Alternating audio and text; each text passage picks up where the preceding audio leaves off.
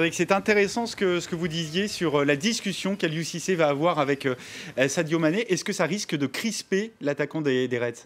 C'est pas une bonne nouvelle. C'est pas une bonne nouvelle à la fois à titre individuel pour Sadio Mané qui espérait un peu dans un match à distance avec Mohamed Salah le supplanter statistiquement, et il pourrait en être aujourd'hui à 5 buts, il n'en est qu'à 3 puisqu'il a raté 2 pénaltys. Et c'est pas une bonne nouvelle aussi pour l'équipe du Sénégal, puisque si vous êtes en discussion avec votre meilleur élément, le maître à jouer de l'équipe, celui dont vous en attendez le plus, et que vous lui dites Sadio, c'est peut-être pas une très bonne idée que tu continues à tirer les pénaltys, ça peut être mal compris, ça peut créer des tensions dans le groupe. Il va falloir aussi choisir un autre tireur. Est-ce que c'est les joueurs qui vont le choisir? Est-ce que c'est Aliou Cissé qui va d'autorité le désigner?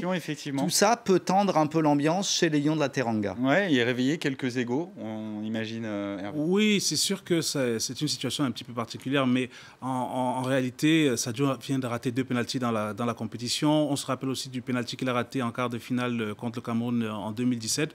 Donc pour moi, c'est logique de repenser à ça.